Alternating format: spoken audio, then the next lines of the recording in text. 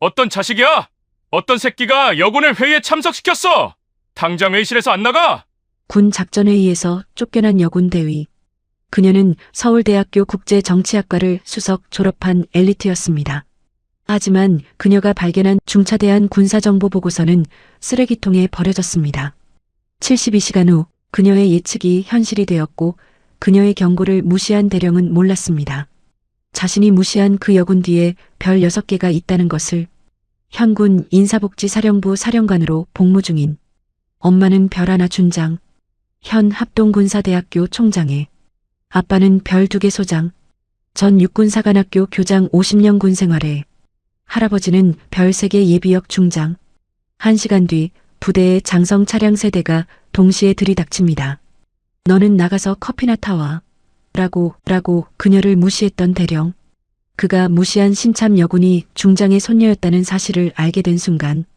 박민석 대령, 당신이 우리 손녀에게 한 말들 다 여기 있습니다. 이제 내 손녀의 능력을 인정하겠습니까? 군 내부를 썩게 만든 거대한 비리, 그리고 5년 전 희생된 선배의 진실까지 6개의 별이 밝혀낸 충격적인 진실. 그 이야기 지금 바로 시작하겠습니다. 2025년 3월 2일 월요일 아침, 경기도 파주시에 위치한 제오정 보작전 사령부 정문 앞. 28살 강유진은 떨리는 손으로 군복 매무새를 다시 한번 가다듬었어요. 대위 계급장이 아침 햇살에 반짝였죠. 드디어 이곳에 왔어. 유진의 가슴이 두근거렸어요. 서울대학교 국제정치학과를 수석으로 졸업하고 국방연구원에서 3년간 일했던 그녀였죠. 북한 군사 동향을 분석하는 일은 그녀의 천직이었어요. 국가 핵심 인재 특별인관. 민간 전문가를 군에서 바로 장교로 임관시키는 특별한 제도였어요. 유진은 경쟁률 50대 1을 뚫고 선발되었죠. 그것도 대위 계급으로 바로요. 하지만 유진은 몰랐어요. 이 화려한 시작이 얼마나 고통스러운 날들의 시작인지를요. 정문을 통과할 때 헌병이 경례를 했어요. 충성, 신분증 확인하겠습니다. 강유진 대위입니다. 오늘 첫 출근이에요. 헌병은 신분증을 확인하더니 고개를 끄덕였어요. 하지만 그의 눈빛에는 의심이 담겨 있었죠. 또 빽 좋아서 온 여군인가? 유진은 그런 눈빛에 익숙했어요. 국방연구원에서도 똑같았으니까요. 젊은 나이에 좋은 자리에 있으면 늘 오해받았죠. 하지만 그녀는 실력으로 증명할 자신이 있었어요. 부대 본관으로 걸어가는 동안 유진은 주변을 살폈어요. 넓은 연병장, 우뚝 선 태극기, 구령 소리가 울려 퍼지는 병사들의 훈련장. 여기서 내 꿈을 이룰 거야. 정보 분석실 문을 열었을 때였어요. 안에 있던 7명의 장교가 일제히 유진을 돌아봤죠. 모두 남자였어요. 안녕하세요. 오늘부터 배치받은 강유진 대위입니다. 유진이 또렷하게 인사했어요. 하지만 돌아온 건 침묵이었죠. 몇 초가 흘렀어요. 그제야 한중령이 일어나 건성으로 말했어요. 아, 네. 특별 인간으로 온 사람이군요. 여기 빈 책상 쓰세요. 끝이었어요. 이름을 물어보지도 어디서 왔는지 묻지도 않았죠. 다른 동료들을 소개해주지도 않았어요. 유진은 작은 책상으로 걸어갔어요. 구석진 곳이었죠. 창문도 없고 형광등 빛도 잘 안 들어오는 자리였어요. 괜찮아. 실력으로 인정받으면 돼. 유진은 가방을 내려놓고 컴퓨터를 켰어요. 그때 한 남자 대위가 다가와 속삭였어요. 참고로 여기는 여자들 오래 못 버텨요. 작년에 온 여군 중위도 한 달 만에 울면서 전출 갔으니까. 유진의 가슴이 철렁했어요. 왜요? 박민석 대령님이. 뭐 직접 겪어보면 알 거예요. 남자 대위는 의미심장한 웃음을 지으며 자리로 돌아갔어요. 박민석 대령, 정보작전 참모. 이 부서의 실질적인 책임자였죠. 유진은 그의 이름을 머릿속에 새겼어요. 오전 10시 긴급 상황 판단 회의가 소집되었어요. 모두 회의실로. 유진도 노트북을 들고 일어섰죠. 첫 회의였으니까요. 긴장되었지만 기대도 되었어요. 하지만 회의실 문 앞에서 누군가가 유진의 앞을 막았어요.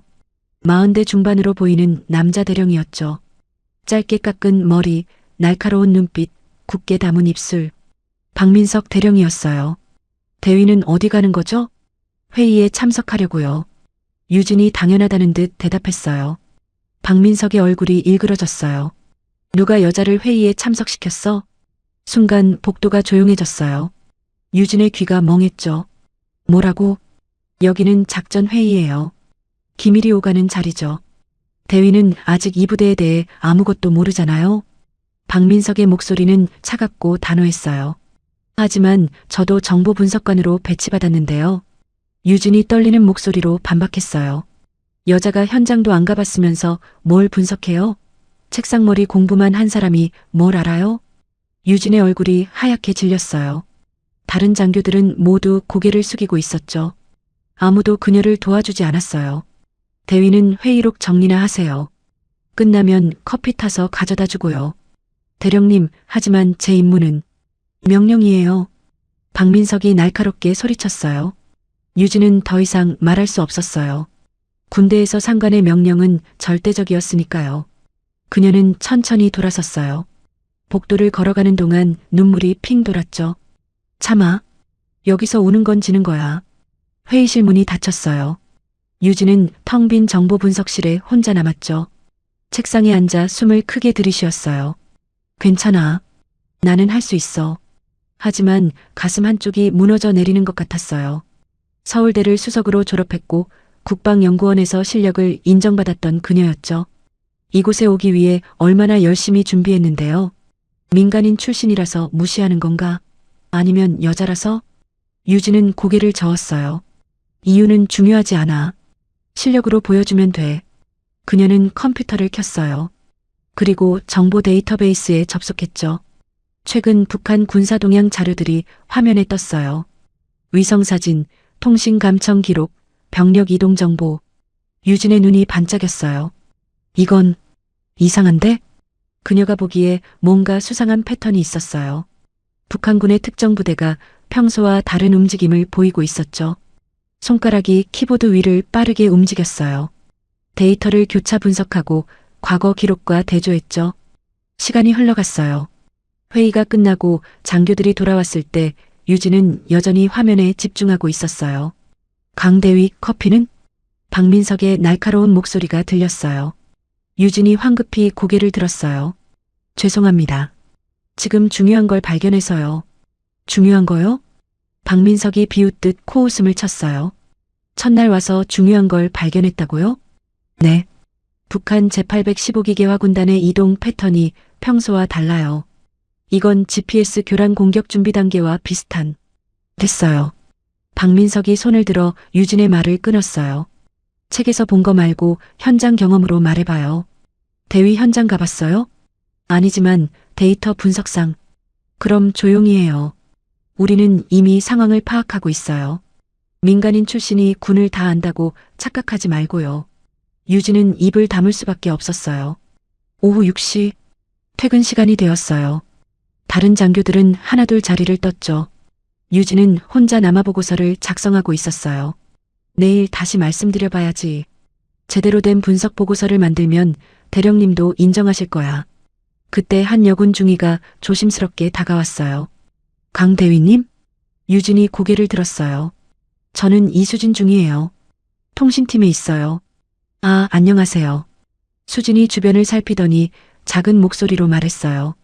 대위님, 여기서 오래 버티려면 박 대령님 말씀에 절대 반박하지 마세요. 하지만 제가 발견한 게 정말 중요한데요. 저도 처음엔 그랬어요. 중요한 정보라고 생각해서 보고했죠. 그런데 수진의 목소리가 떨렸어요. 보고서를 읽지도 않고 쓰레기통에 버리시더라고요. 제 앞에서요. 유진의 가슴이 답답해졌어요. 왜요? 왜 그러시는 거예요? 모르겠어요. 그냥 여군을 싫어하시는 것 같아요. 특히 정보 분야에서 일하는 여군은 더요. 수진은 한숨을 쉬었어요. 작년에 온 여군 대위도 한 달 만에 전출 갔어요. 매일 무시당하고 모욕당하다가 결국 전 안 그럴 거예요. 유진이 단호하게 말했어요. 전 제 능력을 증명할 거예요. 반드시요. 수진은 안쓰러운 눈빛으로 유진을 바라봤어요. 힘내세요. 대위님이라도 버텨줬으면 좋겠어요. 수진이 떠나고 유진은 다시 혼자가 되었어요.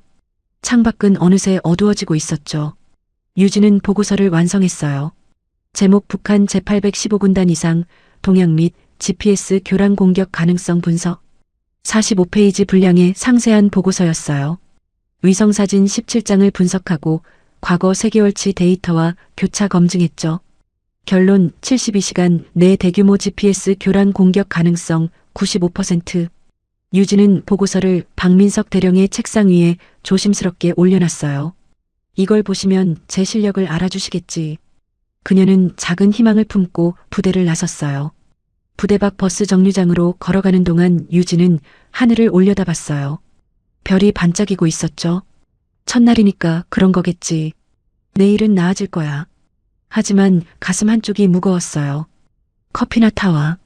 누가 여자를 회의에 참석시켰어? 민간인 출신이 뭘 알아?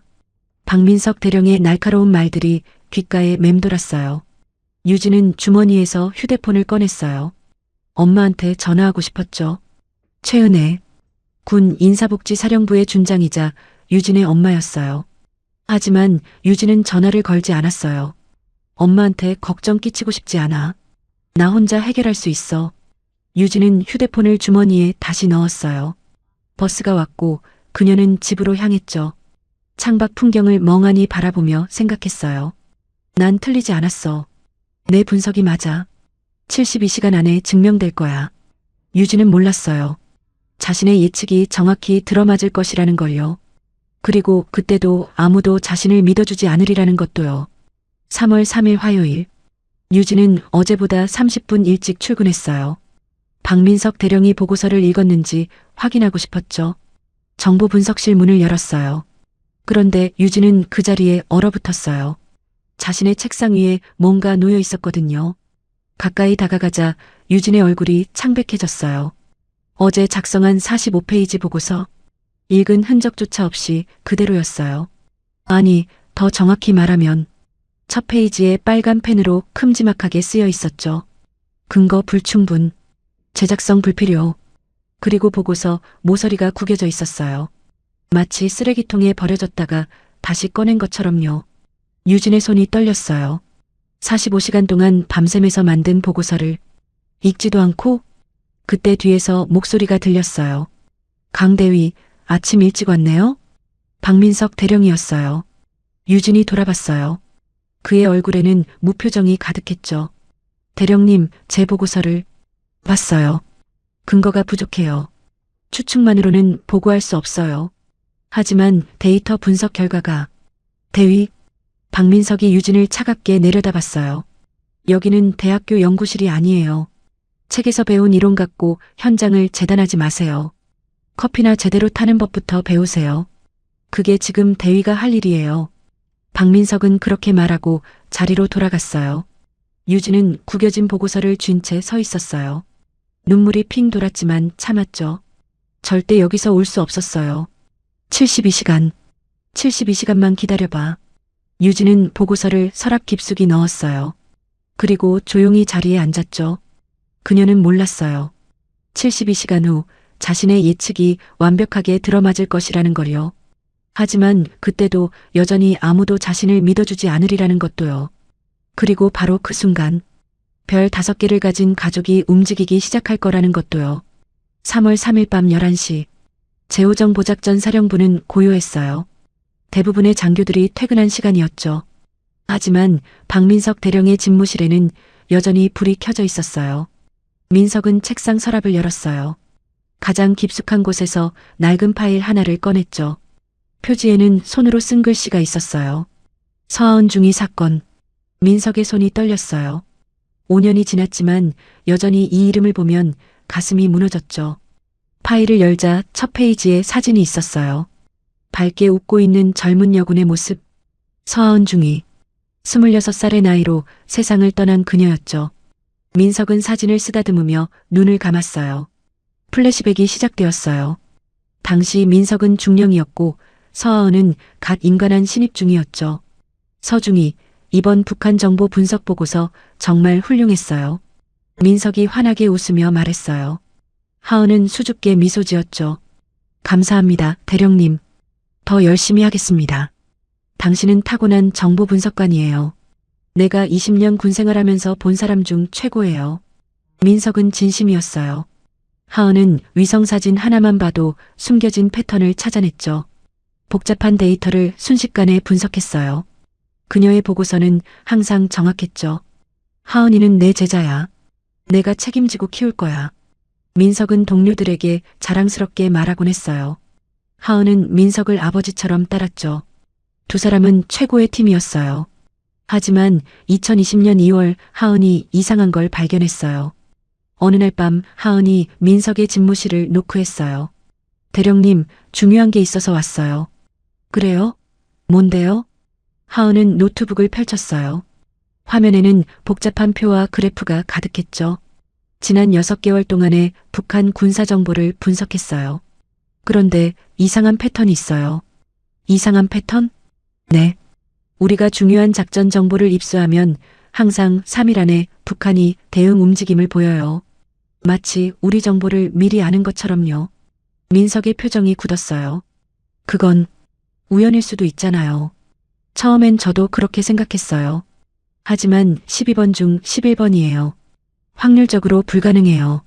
하은의 목소리는 떨리고 있었지만 확신에 차 있었어요. 그리고 공통점이 하나 더 있어요. 뭔데요? 모두 한반도 디펜스에서 납품한 장비를 사용한 시기예요. 민석의 얼굴이 창백해졌어요. 한반도 디펜스? 군의 통신 장비를 납품하는 대형 방산업체였죠. 하은중이, 이건 심각한 문제예요. 알아요. 그래서 대령님께 먼저 말씀드리는 거예요. 내부에 스파이가 있을 가능성이. 민석은 손을 들어 하은을 막았어요. 잠깐만요. 증거가 확실해요? 아직 확실한 증거는 없어요. 하지만 이 패턴은 우연이 아니에요. 민석은 고민에 빠졌어요. 하은중이, 이건 매우 위험한 문제예요. 추측만으로 보고하면 우리만 곤란해져요. 하지만 대령님, 일단 더 확실한 증거를 찾아요. 그 다음에 보고해도 늦지 않아요. 민석은 하은을 보호하려 했어요. 성급하게 움직였다가 그녀가 위험해질까봐 두려웠죠. 하지만 그것이 최악의 실수였어요. 하은은 민석의 말을 듣지 않았어요. 그녀는 혼자서 조사를 계속했죠. 밤마다 사무실에 남아 데이터를 분석했어요. 과거 3년치 정보 유출 패턴을 추적했죠. 그리고 마침내 결정적인 단서를 찾았어요. 정보 유출과 관련된 모든 사건의 중심에 한 사람이 있었어요. 조명환 대령, 당시 정보사령부 작전과장이었죠. 하은은 떨리는 손으로 보고서를 작성했어요. 제목 내부 정보 유출 경로 추적 및 용의자 분석. 용의자 1순위 조명환 대령. 하은은 이 보고서를 민석에게 보여주려 했어요. 하지만 그 기회는 오지 않았죠. 2020년 2월 25일 밤. 하은이 집무실에서 작업하고 있을 때였어요. 갑자기 컴퓨터 화면이 깜빡이기 시작했죠. 하은이 키보드를 두드렸지만 반응이 없었어요. 화면에 이상한 코드들이 빠르게 스쳐 지나갔어요. 이게 뭐지? 시스템이 과부하 상태에 빠졌어요. 모든 파일이 손상되기 시작했죠. 하은이 급히 전원을 껐지만 이미 늦었어요. 3년간 모은 모든 데이터가 사라졌어요. 백업 파일도 마찬가지였죠. 안 돼. 안 돼. 하은의 얼굴에서 피가 쏙 빠졌어요. 그녀는 즉시 IT팀에 연락했어요. 시스템 복구가 가능한가요? 죄송합니다, 중위님. 이건 악성 코드예요. 매우 정교하게 만들어진 거라 복구가 불가능합니다. 누가 심었는지 추적할 수 있나요? 그것도 어렵습니다. 흔적이 완벽하게 지워져 있어요. 하은은 무릎에 힘이 풀렸어요. 누군가 그녀를 막으려 한다는 걸 직감했죠. 그리고 그 누군가는 매우 위험한 사람이었어요. 그날 이후 하은은 달라졌어요. 얼굴은 창백해졌고 눈 밑에는 다크서클이 생겼죠. 밤마다 악몽에 시달렸어요. 민석은 걱정이 되었어요. 하은중이 휴가 좀 다녀와요. 너무 무리하는 것 같아요. 괜찮아요, 대령님. 제가 해야 할 일이 있어요. 무슨 일인데요? 하은은 대답하지 않았어요. 그녀는 개인 노트북으로 다시 조사를 시작했죠. 회사 컴퓨터는 믿을 수 없었으니까요. 하지만 스트레스는 극에 달했어요. 잠도 제대로 못 자고 밥도 거의 먹지 않았어요. 동료들이 걱정할 정도였죠. 하은중이 얼굴이 너무 안 좋아요. 병원 한번 가보는 게 어때요? 하지만 하은은 고집스럽게 버텼어요. 2020년 3월 10일 밤 11시. 하은은 여전히 집무실에 있었어요. 개인 노트북으로 마지막 보고서를 작성하고 있었죠. 갑자기 가슴이 답답해졌어요. 숨쉬기가 힘들어졌죠. 하은이 가슴을 움켜쥐었어요. 식은땀이 흘러내렸죠. 누구? 그녀는 책상 위의 전화기에 손을 뻗었어요. 하지만 손이 닿기 직전에 바닥으로 쓰러졌죠. 쿵. 다음 날 아침 당직 사관이 하은을 발견했어요. 이미 차갑게 식은 상태였죠. 사인 급성 심근경색, 공식 기록 과로사, 장례식장. 민석은 하은의 영정사진 앞에서 무릎을 꿇었어요. 미안해. 하은아. 그의 목소리는 떨리고 있었죠. 하은의 어머니가 다가왔어요. 대령님, 죄송합니다. 제가 하은이를 지켜주지 못했습니다. 아니에요. 우리 딸이 대령님을 너무 따랐어요. 마지막까지도 대령님 이야기만 했어요. 어머니의 말에 민석의 가슴이 찢어지는 것 같았어요. 제 딸이 마지막으로 한 말이 뭔지 아세요? 엄마, 대령님이 제 보고서 읽어주셨으면 좋겠어요. 제가 발견한 게 정말 중요한 건데. 라고 했어요. 민석은 더 이상 참을 수 없었어요. 소리 없이 눈물이 흘러내렸죠. 장례식이 끝나고 일주일 후, 민석은 하은의 유품을 정리하고 있었어요. 그때 책상 서랍 깊숙한 곳에서 개인 노트북을 발견했죠. 이건, 민석은 노트북을 켰어요. 비밀번호가 걸려 있었지만 민석은 알고 있었어요. 하은이 자주 쓰던 번호였죠. 그녀의 생일이었어요. 노트북이 켜지자 민석의 눈이 커졌어요. 화면에는 완성되지 않은 보고서가 열려 있었죠. 제목 조명한 대령 비리 의혹 종합보고서. 내용을 읽어 내려가던 민석의 손이 멈췄어요.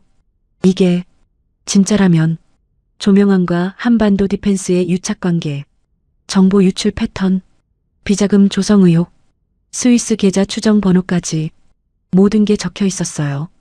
민석은 깨달았어요. 하은이 죽기 직전까지 추적하던 게 바로 이것이었다는 걸요. 그리고 그녀의 죽음이 단순한 과로사가 아닐 수도 있다는 것도요. 그날부터 민석의 삶이 바뀌었어요. 그는 혼자서 조명안을 조사하기 시작했죠. 하지만 조명안은 매우 교묘했어요. 모든 증거를 완벽하게 숨겼죠. 민석이 상부에 보고해도 매번 증거 불충분으로 무혐의 처리되었어요. 몇 번 시도한 끝에 민석은 깨달았어요. 조명안의 뒤에는 더 큰 세력이 있다는 걸요. 그리고 혼자서는 절대 이길 수 없다는 것도요. 절망감이 민석을 짓눌렀어요.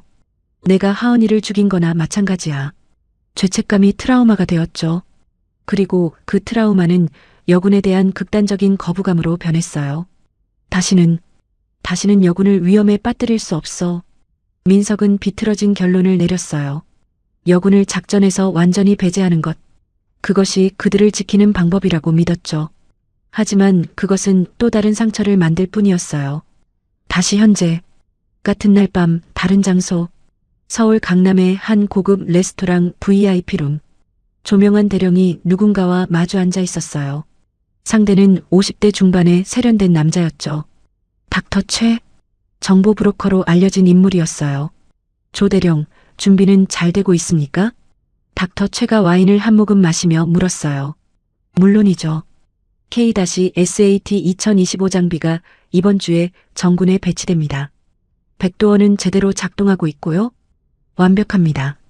한미연합훈련이 시작되면 모든 통신 데이터가 우리 서버로 넘어올 겁니다. 조명환이 만족스러운 미소를 지었어요. 중국 쪽에서는 선입금을 보냈나요? 50억 원 이미 입금됐습니다. 임무 완료 후 나머지 50억을 받는 거죠. 좋아요. 이번이 마지막입니다. 이 일만 끝내면 우리 둘 다 은퇴할 수 있어요. 닥터 최가 고개를 끄덕였어요. 그런데 박민석은 여전히 당신을 의심하나요? 조명환의 얼굴이 일그러졌어요. 그 고집불통 자식? 5년째 내 뒤를 쫓고 있어요. 하지만 증거를 못 찾고 있죠. 서하은 중위 사건 이후로 조심스러워졌나 보군요. 그래요. 덕분에 요즘은 여군만 보면 경기를 일으켜요. 이번에 온 강유진이라는 대위도 이미 무력화시켰죠. 강유진? 특별인간으로 온 민간인 출신이에요. 박민석이 초장부터 완전히 짓밟아버렸어요. 두 사람은 소리내어 웃었어요. 하지만 그들은 몰랐어요. 유진이 이미 K-SAT 2025의 비밀을 눈치챘다는 거리요. 그리고 그녀 뒤에 별 5개가 있다는 것도요. 자정이 넘은 시각, 민석은 여전히 하은의 사진을 바라보고 있었어요.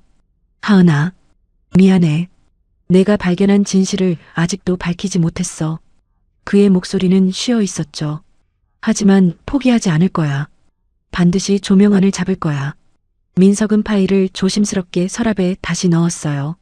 그때 책상 위에 놓인 서류가 눈에 들어왔죠. 유진이 작성한 보고서였어요. 북한 제815군단 이상 동향 및 GPS 교란 공격 가능성 분석. 민석은 코웃음을 쳤어요. 민간인 출신이 뭘 안다고. 하지만 뭔가 마음에 걸렸어요. 하은도 처음에는 이렇게 시작했었죠. 아무도 믿지 않는 분석. 민석은 고개를 저었어요. 아니야. 그건 달라. 유진은 하은이가 아니야. 그는 불을 끄고 집무실을 나섰어요. 하지만 가슴 한구석이 불편했죠. 마치 중요한 뭔가를 놓치고 있는 것 같았어요. 그리고 72시간 후, 그의 불편함이 끔찍한 후회로 바뀔 거라는 것을요. 3월 5일 오후 3시, 유진의 예측대로 정확히 72시간이 지났어요. 갑자기 부대 전체에 비상벨이 울렸죠. 땡땡땡땡. 전 부대 비상. 북한의 대규모 GPS 교란 공격 발생. 당직사 간의 다급한 목소리가 스피커를 통해 울려 퍼졌어요. 정보 분석실이 순식간에 아수라장이 되었죠. 통신이 두절되고 있습니다. 전방 부대와 연락이 안 돼요. GPS 시스템 전체가 마비 상태입니다. 민석의 얼굴이 창백해졌어요. 그는 급히 책상 서랍을 뒤졌죠. 유진의 보고서를 찾기 위해서였어요. 하지만 보고서는 이미 쓰레기통에 버려진 뒤였죠. 제기랄. 민석의 손이 떨렸어요. 유진의 예측이 정확히 들어맞았어요. 72시간 전에 경고했던 바로 그 공격이었죠. 만약 그가 유진의 보고서를 읽었더라면, 만약 미리 대비했더라면, 이런 혼란은 막을 수 있었을 거예요. 또 똑같은 실수를. 민석은 5년 전 하은의 얼굴을 떠올렸어요. 가슴이 무너져 내렸죠. 같은 시각, 유진은 부대 주차장에 세워둔 차 안에 있었어요.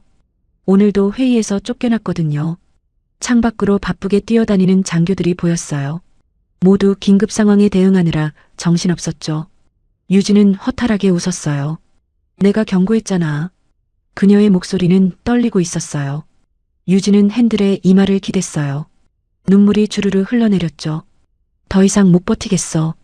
그녀는 떨리는 손으로 휴대폰을 꺼냈어요. 전화번호를 찾았죠. 엄마. 발신 버튼을 누르는 손가락이 떨렸어요. 신호음이 2번 울렸어요. 여보세요, 유진아? 엄마 은혜의 따뜻한 목소리가 들렸어요. 그 순간 유진은 참았던 모든 게 무너져 내렸죠. 엄마. 왜? 무슨 일 있어? 엄마 나 더 이상 못 버티겠어. 유진의 목소리가 울먹였어요. 은혜는 즉시 심각성을 느꼈죠. 유진아, 무슨 일이야? 천천히 말해봐. 나 중요한 거 발견했어. K-SAT 2025 통신 장비에 백도어가 있는 것 같아. 누군가 우리 정보를 빼가고 있어. 뭐? 은혜의 목소리가 날카로워졌어요. 그리고 북한 공격도 예측했어. 72시간 전에 보고서 썼는데. 유진은 흐느끼기 시작했어요. 근데 아무도 안 믿어줘. 박민석 대령님은 내 보고서를 읽지도 않고 쓰레기통에 버렸어. 나보고 커피나 타래. 회의에도 못 들어가게 해. 뭐라고? 은혜의 목소리에 분노가 섞였어요. 엄마, 나 때문에 전우들이 위험에 처할 수도 있어. 내가 분명히 경고했는데 아무도 안 들어줬어. 나 어떡하지? 유진은 더 이상 말을 잇지 못했어요. 오열이 터져나왔죠. 은혜는 침묵했어요. 하지만 그 침묵은 폭풍전야 같았죠. 몇 초 후 은혜의 목소리가 차갑게 식어 있었어요. 유진아, 엄마가 지금부터 하는 말 잘 들어. 응. 내가 발견한 거 절대 지우지 마. 모든 증거 백업해둬. 보고서도 다 저장해. 왜? 그리고 1시간만 버텨. 엄마가 간다. 엄마 괜찮아. 그냥 하소연하려고. 아니야. 은혜의 목소리는 단호했어요. 우리 딸이 위험하다는데 가만히 있을 엄마가 어디 있니? 1시간. 딱 1시간만 기다려. 전화가 끊겼어요. 유진은 멍하니 휴대폰을 내려다봤어요. 엄마의 목소리에서 느껴진 무언가가 그녀를 떨게 만들었죠.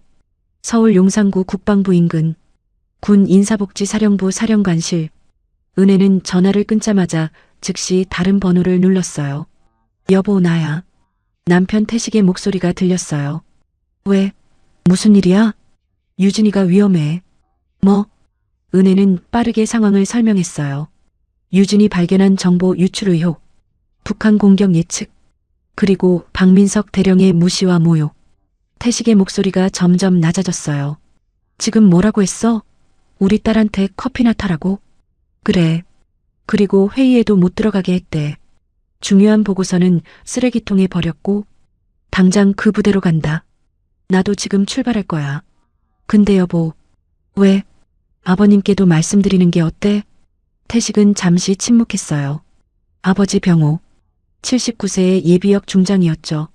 전 육군사관학교 교장을 지낸 군의 산증인이었어요. 그래. 아버지께서 들으시면 더 화나실 거야. 10분 후 서울 성북구 한 조용한 주택가. 병호의 집 서재에 전화벨이 울렸어요. 아버지, 저예요. 태식의 목소리가 들렸어요.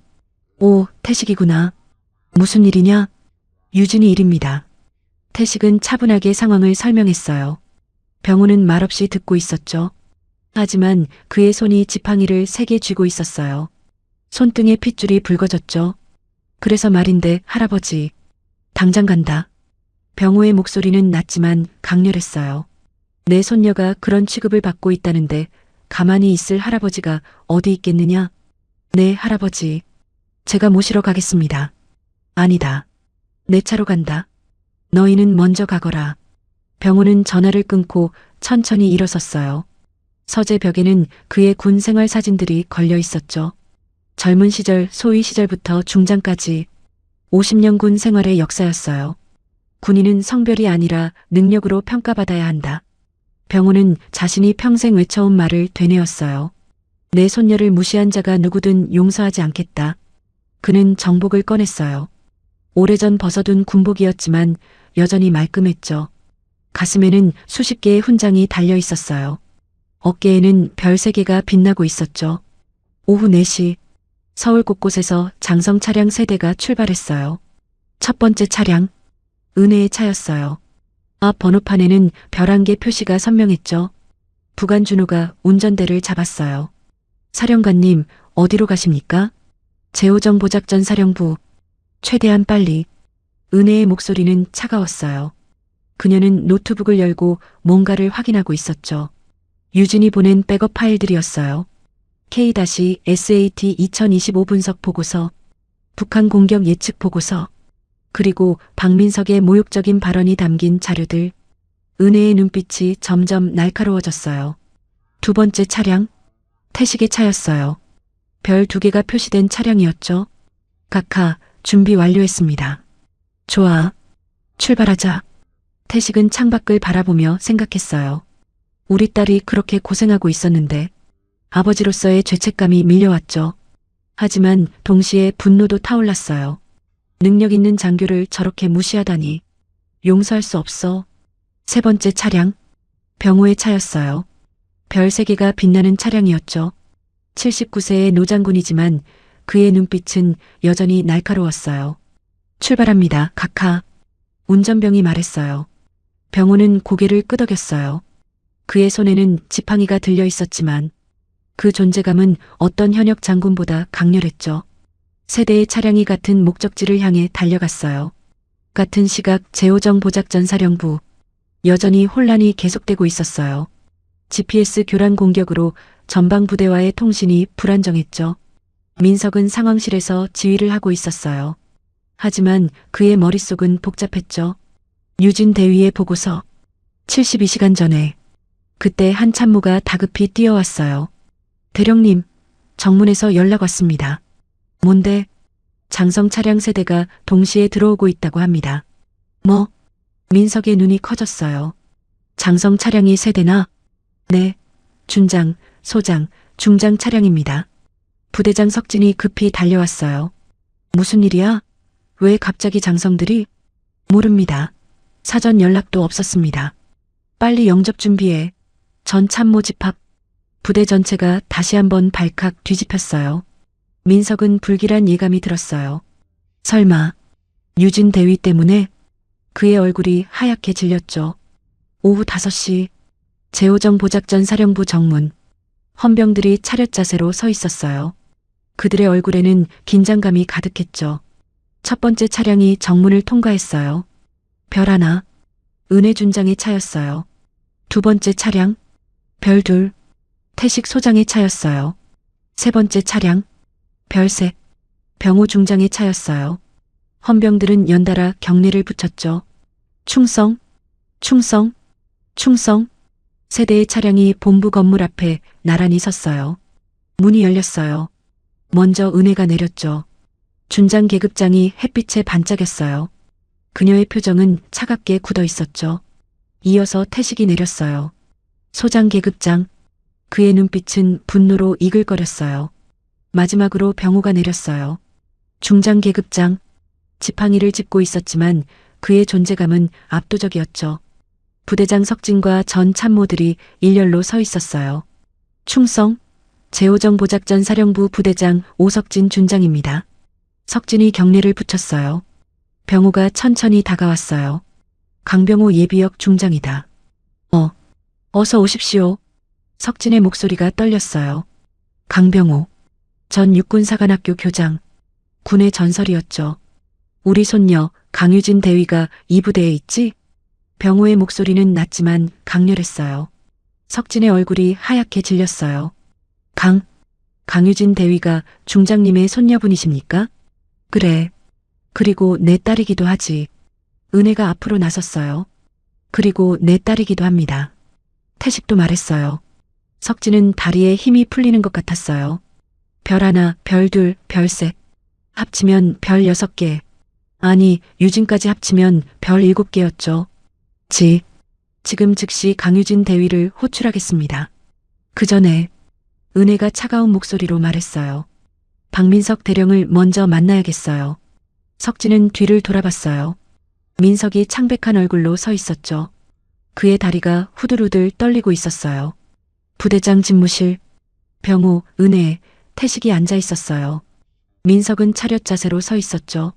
땀이 등을 타고 흘러내렸어요. 은혜가 노트북을 열었어요.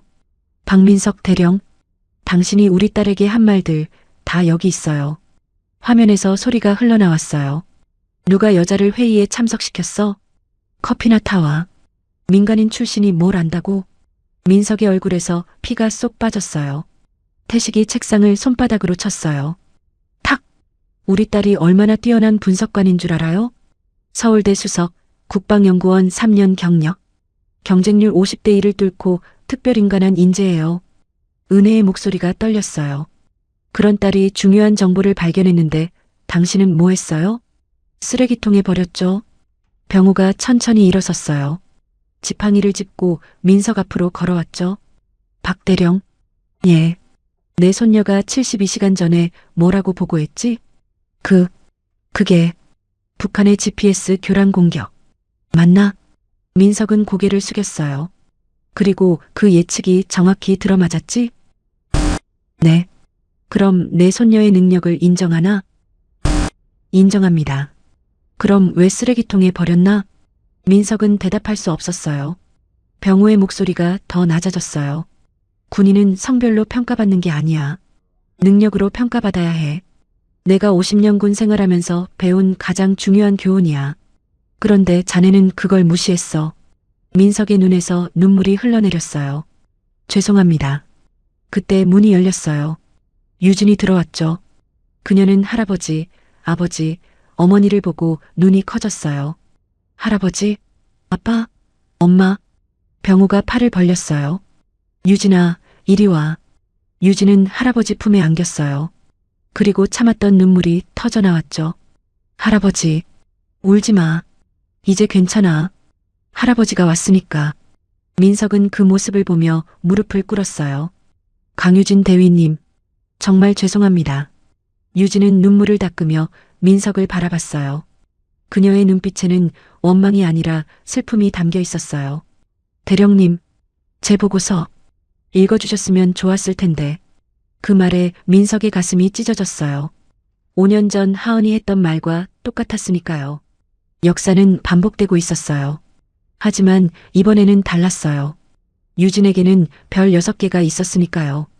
그날 밤 8시, 부대장 집무실은 여전히 긴장감으로 가득했어요. 병호 중장이 결정을 내렸죠. 지금부터 긴급 합동조사팀을 구성한다.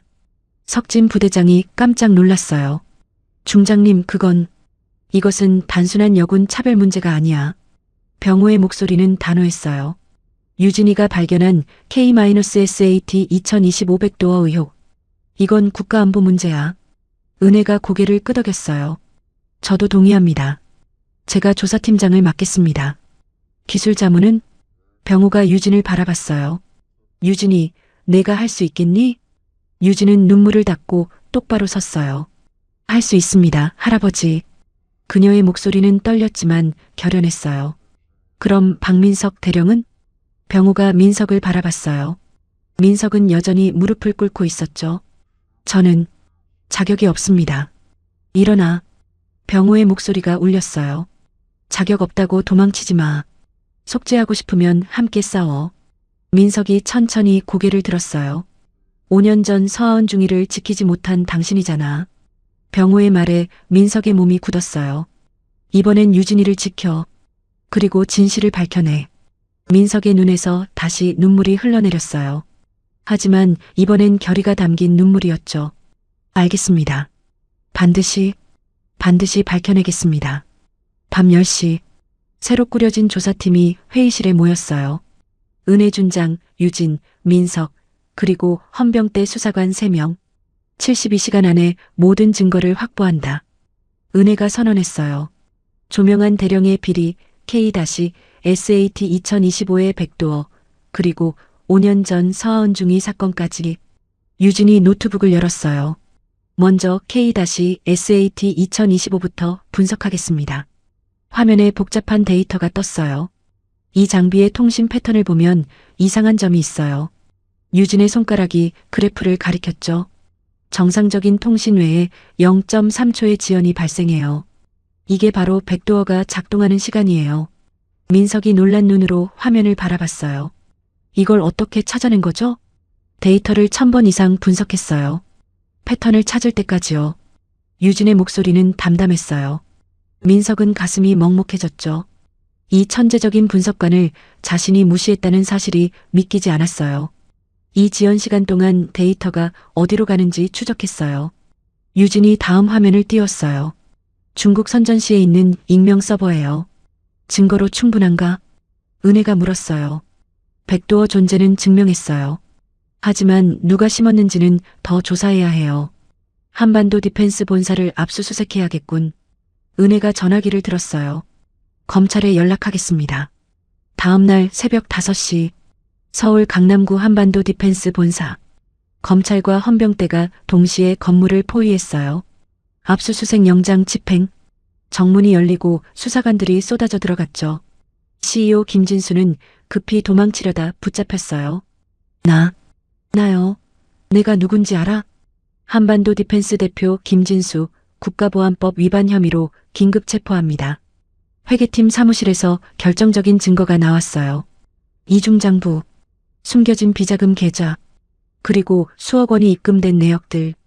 이거 봐요. 한 수사관이 소리쳤어요. 조명환이라는 이름으로 50억 원이 송금됐어요. 은혜의 눈이 번뜩였어요. 조명환 대령 즉시 체포해. 같은 날 오전 8시, 제호정보작전사령부. 조명환 대령은 평소처럼 출근하고 있었어요. 하지만 정문에서 헌병들이 그를 가로막았죠. 조명환 대령님, 동행하셔야겠습니다. 무슨 소리야? 국가보안법 위반 혐의입니다. 조명환의 얼굴이 창백해졌어요. 말도 안 돼. 내가 뭘 했다고. 저항하시면 강제로 연행하겠습니다. 헌병들이 수갑을 채우려 하자 조명환은 도망치려 했어요. 하지만 이미 모든 출구가 막혀 있었죠. 으악! 조명환은 넘어졌고 즉시 체포되었어요. 그의 차 트렁크에서 발견된 것들, 현금 5억 원, 해외 도피용 여권 3개, 암호화된 USB 5개, 전부 증거로 압수합니다. 조명환은 헌병 차량에 실렸어요. 그의 군 생활은 그렇게 끝났죠. 오전 10시, 헌병대 조사실, 조명환은 차가운 의자에 앉아 있었어요. 맞은편에는 은혜와 유진이 앉았죠. 조명환 대령, 한반도 디펜스와의 관계를 설명해 보세요. 은혜가 차갑게 물었어요. 변호사 올 때까지 묵비권 필요 없을 겁니다. 유진이 노트북을 돌려 보여줬어요. 이미 증거가 충분하니까요. 화면에는 모든 게 있었어요. 조명환의 스위스 비밀 계좌, 한반도 디펜스로부터 받은 50억 원, 중국 정보기관과 주고받은 암호화 이메일, K-SAT 222500도어 설계도, 조명환의 얼굴에서 마지막 남은 오만함이 사라졌어요. 어떻게 이걸 찾아낸 거야? 천재 정보 분석관이 있으니까요. 은혜가 유진을 바라보며 말했어요. 당신이 무시했던 바로 그 여군이요. 조명환은 유진을 빤히 쳐다봤어요. 내가 강유진? 네. 제가 바로 그 계집애예요. 유진의 목소리는 차갑고 단호했어요. 당신이 쓰레기통에 버렸던 보고서 기억나세요? 조명환은 고개를 떨구었어요. 완전히 무너진 거예요. 오후 2시, 조명환은 모든 걸 자백하기 시작했어요. 5년 전, 서하은 중이가 내 비리를 눈치챘어요. 민석이 주먹을 불끈 쥐었어요. 그래서 죽인 거야? 아니, 죽일 생각은 없었어요. 조명환이 다급하게 말했어요. 그냥 데이터만 지우려고 했어요. 악성 코드를 심어서요. 그게 사람을 죽인 거잖아. 민석이 소리쳤어요. 하은이는 그 스트레스로 심장마비가 온 거야. 저도 모르게 그렇게 될 줄은. 조명환은 떨리는 목소리로 계속 말했어요. 박민석 대령이 계속 저를 의심했어요. 5년 동안이나요. 그래서 이번에도 똑같은 짓을 하려던 거군요. 유진이 차갑게 말했어요. 저도 서하은 중이처럼 제거하려고요. 조명환은 대답하지 않았어요. 하지만 그의 침묵이 답이었죠. 한 가지 더 묻겠습니다. 은혜가 서류를 꺼냈어요. 닥터 최는 누구죠? 조명환의 얼굴이 다시 창백해졌어요. 오후 4시, 조명환의 자백으로 닥터 최의 정체가 드러났어요. 본명 최인혁, 58세 남자, 전직 국방연구원 수석연구원, 현재는 국제정보 브로커. 이 사람이 모든 걸 기획했어요. 조명환이 떨리는 목소리로 말했어요. 한반도 디펜스도 K-SAT 222500도어도 중국과의 거래도. 지금 어디 있죠? 모르겠어요. 연락이 안 돼요. 하지만 유진은 이미 추적을 시작했어요. 닥터 최의 이메일 계정을 해킹했죠. 찾았어요. 유진이 소리쳤어요. 인천공항으로 향하고 있어요. 오늘 밤 11시 중국행 비행기를 탈 예정이에요. 밤 10시 30분. 인천공항 출국장. 닥터 최는 느긋하게 커피를 마시고 있었어요. 조명환은 이미 끝났겠지. 하지만 나는 달라. 그는 가방 속 암호화 하드디스크를 만졌어요.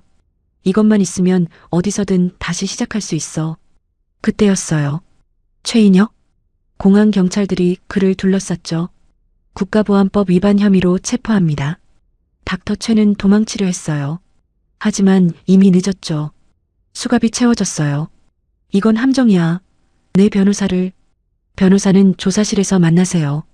그의 가방이 압수되었어요. 안에서 나온 암호화 하드디스크 3개, 그리고 중국 대사관 직원의 명함. 모든 증거가 확보된 거예요. 그날 밤, 유진은 닥터 최의 하드디스크와 씨름하고 있었어요. 암호화 수준이 엄청났죠. 민석이 커피를 가져왔어요. 유진 대위, 이거 드세요. 감사합니다, 대령님. 유진은 커피를 받아들었어요. 민석은 조심스럽게 앉았어요. 5년 전, 하은이도 이렇게 밤샘하며 일했었어요.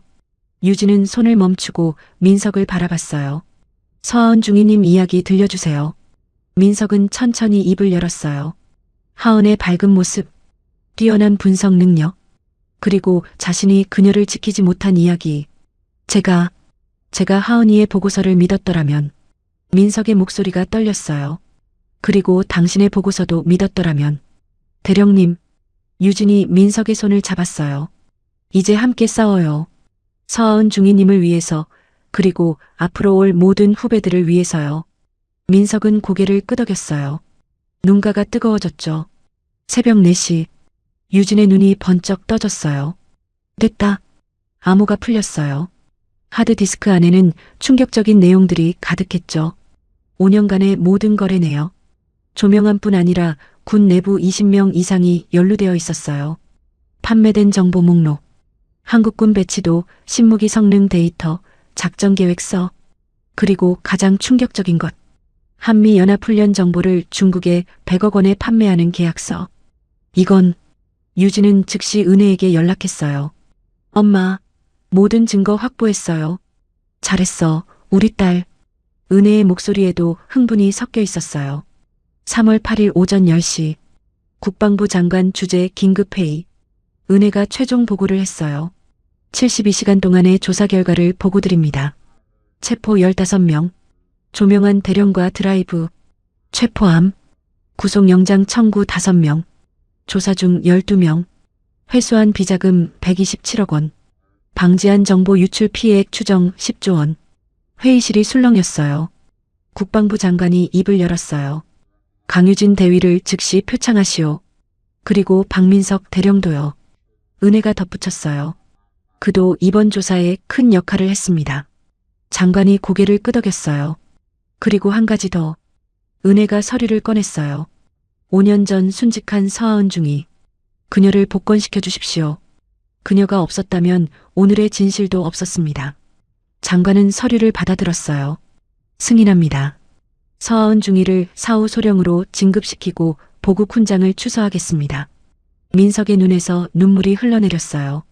하은아, 이제야 내 명예를 되찾았어. 유진도 조용히 눈물을 닦았어요. 만난 적 없는 선배. 하지만 같은 길을 걸었던 동료. 서하은 중위를 위한 눈물이었죠. 72시간의 싸움이 끝났어요. 하지만 진짜 변화는 이제부터 시작이었죠. 3월 15일 오전 10시, 국립현충원. 맑은 봄하늘 아래 추서식이 열렸어요. 5년 만에 서하은 중위의 명예가 회복되는 날이었죠. 검은 정복을 입은 장교들이 도열했어요. 유진도 그중 한 명이었죠. 가슴에는 이번 사건으로 받은 표창 리본이 달려 있었어요. 하지만 유진의 마음은 무거웠어요. 만나지도 못한 선배님, 죄송해요. 이제야 식이 시작되었어요. 국방부 장관이 추서장을 낭독했죠. 서하은 소령, 조국의 안보를 지키기 위해 목숨을 바친 진정한 군인. 사후 소령으로 진급하고 보국 훈장을 추서합니다. 박수 소리가 울려 퍼졌어요. 하은의 어머니가 떨리는 손으로 훈장을 받았죠. 70대 중반의 노인이었어요. 하얗게 센 머리, 주름진 얼굴. 하지만 그녀의 눈빛은 슬프면서도 자랑스러웠어요. 감사합니다. 우리 딸이. 드디어. 어머니는 더 이상 말을 잇지 못했어요. 오열이 터져나왔죠. 5년간 참았던 슬픔과 원통함이 한꺼번에 쏟아졌어요. 유진의 눈에서도 눈물이 흘러내렸어요. 그녀는 단상으로 걸어나갔어요. 미리 준비한 추도사를 낭독하기 위해서였죠. 서하은 소령님. 유진의 목소리가 떨렸어요. 저는 선배님을 만난 적이 없습니다. 하지만 선배님이 걸었던 길을 걷고 있습니다. 선배님이 발견하셨던 진실을 완성했습니다. 유진은 잠시 말을 멈췄어요. 목이 메었거든요. 선배님 덕분에 군이 조금 더 깨끗해졌습니다. 선배님 덕분에 후배들이 더 안전해졌습니다. 선배님의 희생을 절대 잊지 않겠습니다. 편히 쉬세요, 선배님. 유진이 묘비 앞에 국화꽃을 놓았어요. 그리고 깊이 경례를 붙였죠. 민석도 앞으로 나왔어요.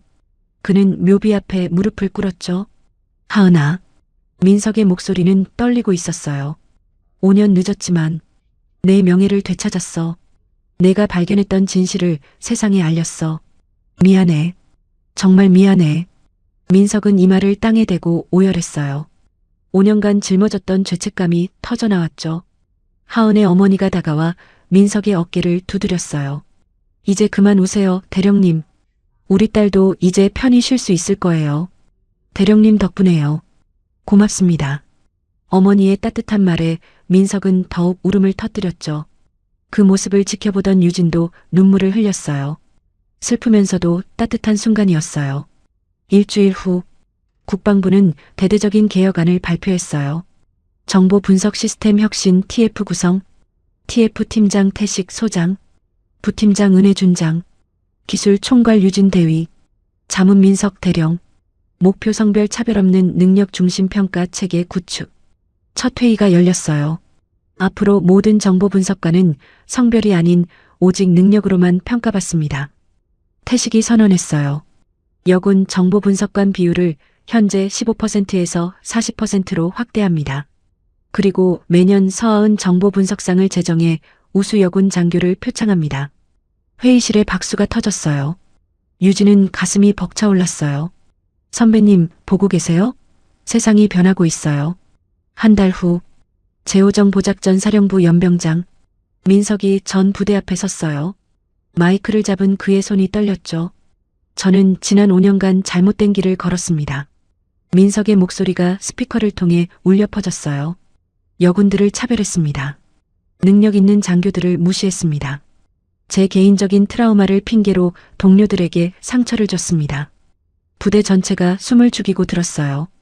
특히 강유진 대위에게 용서받을 수 없는 모욕을 줬습니다. 민석이 유진을 바라봤어요. 유진은 단상 옆에 서 있었죠. 하지만 유진 대위는 저를 용서해 주었습니다. 그리고 함께 싸워 주었습니다. 민석의 눈가가 붉어졌어요. 여러분께 약속드립니다. 앞으로 저는 성별이 아닌 능력만 보겠습니다. 모든 장교를 존중하겠습니다. 그리고 서하은 소령님과 강유진 소령님 같은 훌륭한 분석관들을 키워내겠습니다. 장교들이 일제히 박수를 쳤어요. 여군 장교들의 눈에는 눈물이 맺혀 있었죠. 수진중이가 유진에게 다가왔어요. 대위님, 아니, 이제 소령님이시죠? 고마워요. 대위님 덕분에 우리도 인정받을 수 있게 됐어요. 유진은 수진의 손을 꼭 잡았어요. 우리가 함께 만들어가는 거예요, 수진중이님. 2026년 봄, 제호정 보작전 사령부는 완전히 달라져 있었어요. 정보분석실. 이제 여기엔 남녀 장교가 절반씩 있었죠. 회의실에서 열띤 토론이 벌어지고 있었어요. 이 위성 사진을 보면 북한군 이동 패턴이 수진중이가 발표하고 있었어요. 하지만 기상 조건을 고려하면 남자 대위가 질문했어요. 좋은 지적입니다. 그래서 제가 기상 데이터도 분석했는데요. 수진이 자신 있게 대답했어요. 성별이 아니라 순수하게 내용으로만 토론하는 모습이었죠. 민석은 뒤에서 흐뭇하게 지켜봤어요. 이제야 제대로 된 군대가 되어가는구나. 회의가 끝나고 유진이 민석에게 다가왔어요. 대령님, 새로운 프로젝트 제안서 검토해 주셨어요? 맞네. 인공지능 기반 정보 분석 시스템이라. 야심차구만. 서하은 소령님이 꿈꿨던 거예요. 제가 완성하고 싶어요. 민석은 미소 지었어요. 승인하지. 유진 소령이 하는 일이니까. 감사합니다. 두 사람은 이제 완벽한 팀이 되어 있었어요. 적이 아니라 진정한 동료로요. 같은 날 저녁, 병호의 집, 온 가족이 모였어요. 병호, 태식, 은혜, 그리고 유진. 식탁에는 따뜻한 음식들이 가득했죠. 우리 손녀, 소령 진급 축하한다. 병호가 환하게 웃으며 말했어요. 고맙습니다, 할아버지. 유진도 밝게 웃었어요. 1년 전과는 완전히 다른 표정이었죠. 유진아, 요즘 부대 분위기 어때? 은혜가 물었어요. 완전히 달라졌어요, 엄마. 이제는 정말 능력으로만 평가받아요. 박민석 대령도 완전히 변했고요. 태식이 고개를 끄덕였어요. 그래, 나도 들었어. 이제는 여군 후배들을 가장 아끼는 선배가 됐다더라. 사람은 변할 수 있어요. 유진이 조용히 말했어요. 진심으로 반성하면요. 병호가 유진의 손을 잡았어요. 유진아, 할아버지가 자랑스럽다. 내가 군대를 조금 더 나은 곳으로 만들었어. 아니에요, 할아버지. 엄마, 아빠, 할아버지가 도와주셔서 가능했어요. 별 6개가 없었으면 전 포기했을지도 몰라요. 은혜가 딸을 꼭 안아줬어요. 우리 딸 잘 버텨줘서 고마워. 가족의 따뜻한 온기가 집안을 가득 채웠어요. 몇 달 후, 육군 본부의 서하은 정보분석관 기념관이 문을 열었어요. 개관식에 많은 사람들이 모였죠. 유진이 기념사를 낭독했어요. 서하은 소령님은 진실을 위해 싸웠습니다. 그리고 그 싸움은 오늘 우리가 이어가고 있습니다. 이 기념관은 단순한 추모 공간이 아닙니다. 앞으로 올 모든 여군 정보 분석관들에게 영감을 주는 곳입니다. 선배님, 저희가 선배님의 꿈을 이루고 있어요. 기념관 안에는 하은의 생애가 전시되어 있었어요. 그녀가 작성했던 보고서들, 그녀가 사용했던 노트북, 그리고 그녀가 남긴 마지막 메시지. 진실은 언젠가 반드시 밝혀진다. 많은 여군 생도들이 기념관을 방문했어요. 저도 서하은 소령님처럼 훌륭한 분석관이 되고 싶어요. 한 생도가 유진에게 말했어요. 할 수 있어요. 유진이 생도의 어깨를 두드렸어요. 능력만 있으면 성별은 상관없어요. 이제는요. 2027년 봄, 국방부 대회의실, 중요한 인사 발표가 있는 날이었어요. 신임 정보사령부 부사령관을 소개하겠습니다. 국방부 장관이 발표했어요. 박민석 준장, 민석이 단상에 올랐어요. 이제 별 하나를 단 장군이었죠. 감사합니다. 제게 이런 기회를 주셔서. 민석의 목소리가 떨렸어요. 저는 과거에 많은 실수를 했습니다. 하지만 동료들이 저를 다시 일으켜 세워주었습니다. 이제 저는 모든 장교들이 성별 차별 없이 능력을 발휘할 수 있는 군대를 만들겠습니다. 박수가 울려 퍼졌어요. 그리고 제 옆자리, 민석이 잠시 멈췄어요. 정보사령부 분석실장 자리는 강유진 중령의 것입니다. 유진이 일어서자 더 큰 박수가 쏟아졌어요. 29세의 여군 중령, 역대 최연소였죠. 회의가 끝나고 민석과 유진이 복도에서 마주쳤어요. 축하해요, 준장님. 유진 중령도 축하해요. 두 사람은 악수를 나눴어요. 우리 잘해보자고요. 네, 준장님. 봄날 오후, 국립현충원. 유진과 민석이 함께 하은의 묘를 찾았어요. 벚꽃이 만개한 아름다운 날이었죠. 선배님 다녀갑니다. 유진이 묘비 앞에 국화꽃을 놓았어요. 선배님이 시작하신 일 제가 계속하고 있어요. 이제 군대가 많이 변했어요. 여군들이 정말 능력으로 인정받고 있어요. 민석도 꽃을 놓았어요. 하은아, 내가 꿈꿨던 군대를 만들고 있어. 조금 늦었지만 약속 지키고 있어. 봄바람이 불었어요. 벚꽃잎이 눈처럼 흩날렸죠. 마치 하은이 대답하는 것 같았어요. 고마워요. 잘하고 있어요. 유진과 민석은 나란히 묘역을 나섰어요.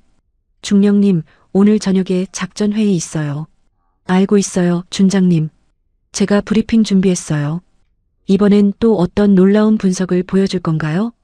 기대하셔도 좋아요. 두 사람은 웃으며 걸어갔어요. 한때는 적이었지만 이제는 최고의 파트너가 된 두 사람. 하늘 위에서 하은이 미소 짓고 있을 것 같았어요. 그리고 저 멀리 육군사관학교 정문. 새로운 여생도들이 입학하고 있었죠. 그들의 눈빛은 희망으로 빛나고 있었어요. 저도 강유진 중령님처럼 될 거예요. 서하은 소령님처럼 훌륭한 분석관이 되고 싶어요. 세상은 변하고 있었어요. 느리지만 확실하게. 그리고 그 변화의 중심에는 포기하지 않았던 한 여군이 있었어요. 별 6개의 사랑을 받은 강유진 중령이었죠. 안녕하세요. 인생 어울림입니다. 이번 영상 즐겁게 시청하셨는지요? 여러분의 생각을 댓글로 남겨주시어 함께 공감해주세요. 끝까지 시청해주셔서 감사드리며 더 좋은 영상으로 곧 찾아뵙겠습니다. 감사합니다.